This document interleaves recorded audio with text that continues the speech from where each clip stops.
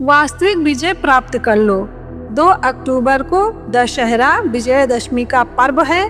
तो पूज्य बापू जी बताते हैं कि यह पर्व मनुष्य को सांसारिक आसक्तियों पर विजय पाकर अपने आत्म स्वभाव में जगने का उत्तम संदेश देता है। पूज्य बापू जी अपने सत्संग में विजयदशमी का तात्विक रहस्य बड़े ही रसमय ढंग से समझाते हैं। विजयदशमी का संदेश।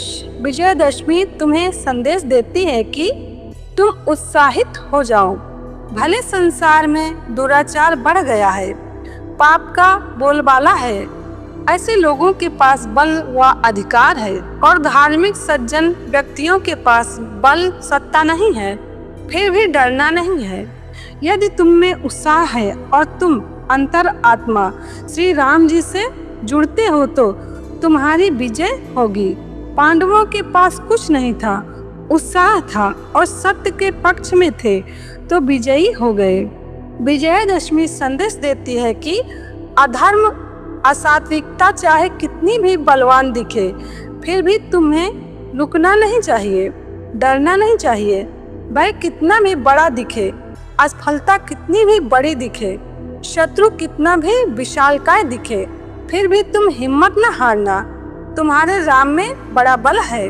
जिनको आशा है कि हम चैतन्य स्वरूप परमात्मा की मुलाकात कर लेंगे, जिन्होंने अपने जीवन को भौतिक संसार में ही नष्ट नहीं किया है, ऐसे जिज्ञासुओं के लिए संतों के अनुभव युक्त वचन हैं। जो आशावान पुरुषार्थी तथा प्रसन्न हृदय हैं, वही पुरुष विजयी होता है।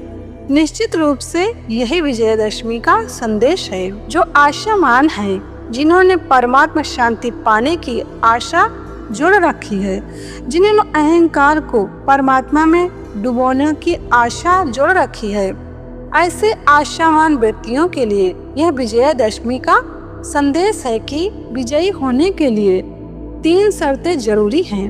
प्रसन्न रहो, पुरुषार्थी रहो और निराश न हो। आशावान व निर्भय रहो। जो प्रसन्न हृदय है, जो खिन्न नहीं होता, निराश नहीं होता, वो परमात्मा शांति को पा लेता है।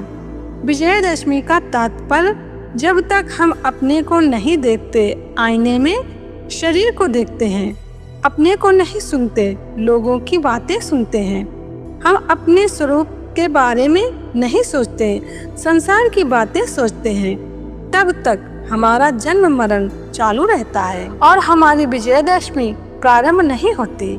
जब हम 5 ज्ञानेंद्रियां और 4 अंतःकरण मन बुद्धि चित्त अहंकार के गीतों से अपने को बचाकर परमात्मा का गीत सुनते हैं, तब हम अपने को सुनते हैं, अपने को सोचते हैं, अपने को देखते हैं, तब अपना शरीर अभिनय का एक साधन मात्र बन जाता है। जब ब्रह्म ज्ञान होता है तो आपका हृदय आश्चर्य से भर जाता है कि इतने दिन मैं कंकड़ पत्थरों को, बाह्य रीति रिवाजों को संभालता आया और पिछले जन्म में भी मैंने बाहर के मित्र, रीति रिवाज, कंकड़ पत्थर, लोहे लकड़ों को संभालता, परंतु जिसको संभालना चाहिए था वो याद रह गया।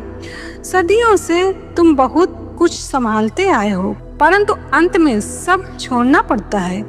एक बार आत्मदेव को संभाल ले, फिर तुम्हारी वास्तविक विजय हो जाएगी। विजयदशमी का अर्थ है कि 10 इंद्रियों पर विजय, अर्थात 5 ज्ञानेंद्रियों और 5 कर्मेंद्रियों को वश करके वास्तविक विजय प्राप्त करने। मन से बार बार पूछो, परम विजय कब होगी? एक विजयदशमी ने 1 साल कम कर दिया, दूसरी विजयदशमी ने दूसरा साल कम कर दिया। इस प्रकार कई विजयदशमियां आई और गईं। एक दिन ऐसा भी होगा कि विजयदशमी तो आएगी लेकिन तुम न रहोगे। उसके पहले तुम उस यार से मिल लो जिससे मिलने के बाद उससे बिछुड़ना असंभव है।